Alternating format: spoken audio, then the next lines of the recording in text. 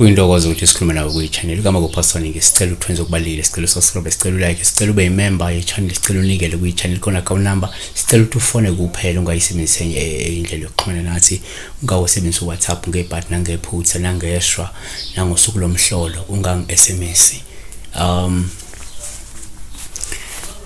Sibheka la iphupho lika Siduduzekile Ndlovu 5636 uthi siyabonga bhuti, cela ubuza ukuphupha ubiya ekhaya kodwa angisahlali khona. Futhi ke uyabiyela wakha ufence, yeah, she's fencing yabo her home kodwa akasahlali khona, it doesn't matter, but fencing yabona ukwakha ubonda, ukwakha udonga, ukubiyela umuzi.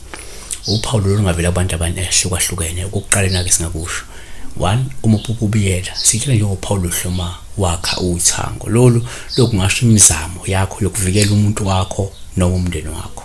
Isihlabelelo seyihlabelelo 4 verse 12 uyinsimu ehluthulelweyo dadwethu makoti wami, umthombo ohluthulelweyo nesiphetho esibekwe uphawu.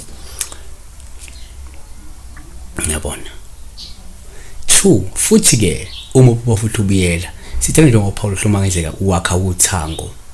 Lokho ngabe kuveze ukubethela umuzi ngemithi, mhlawumbe ngenzeka umuntu osanda kubethela umuzi wakho ngemithi noma uqeda kwakho umuntu wakho ngentando ukuze engathathwa omunye umuntu, uqeda ukumfaka uMandla ngaphakathi, uqeda kwakusebenzisa imithi ethile yokumbopha, ukumbophelela ukuthi bengasamthatha abanye abantu.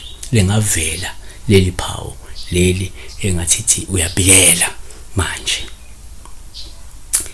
Noma ke kufanele vele ubethele, kufanele ubethele lo muzi noma lo muzi ufanele ubethelwe ke, noma kufanele umakhe lo muntu ngentando lo muhle ukumakha vele.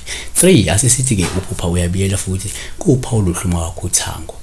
Lokhu ngasho ukubusiseka nokuba ke nje nekhono lokusibekela isisekelo sengcebo nokuchuma kwesikhathi ezayo. uJobe 1 verse 10 uthi ke wena awumbiyelanga yini yena nendlu yakhe nakho konke okwakhe nxa zonke, wabusisa umsebenzi wezandla zakhe, impahla yakhe yandile emhlabeni.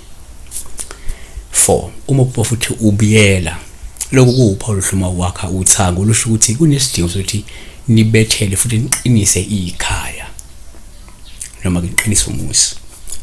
5 umuphupha futhi ubiyela kuwuphawu luhle uma wakuthango lungasho ukuthi izidalwa ziwubhekile futhi ziwuvikele lo muzi noma umndeni wakho, ikakhulukazi uma kungukuthi kade uqeda ukubuyisa idalwa. 6 kuyenzeka futhi umuphupha ubiyela kube uphawu hluma wakho uthango olungasho ukuthi ke uzothola ukuphepha nokuvikeleka kuNkulunkulu. uHosea 2 verse 6 ngalokho bhekani ngiyakuvimbela indlela yakho ngameva, ngakhe ugange ngakuye ukuze angafumani imikhondo yakhe. 7 umuphupha futhi ubiyela uphawu hluma wakha lolu thango lusho inkambo elungile, lisho ubumnene, lisho ubuqotho lokuthi ngenzeka uthole izeluleko ezinhle nokuthi ke uzokwazi ukuzivikela.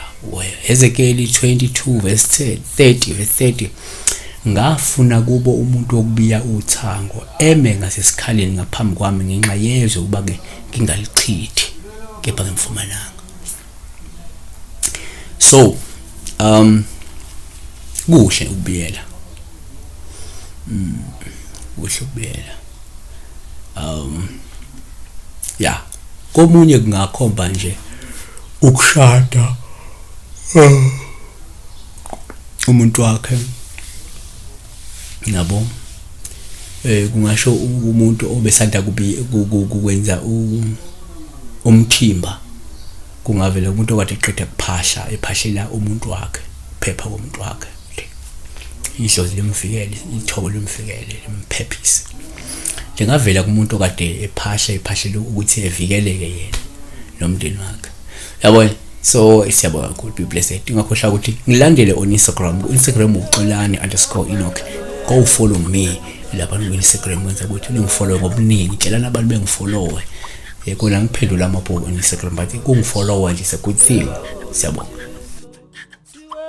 siweni phansi namadolo, sikhuleka kuyo Baba, siweni phansi namadolo, sikhuleka kuyo Jesu, siweni phansi namadolo.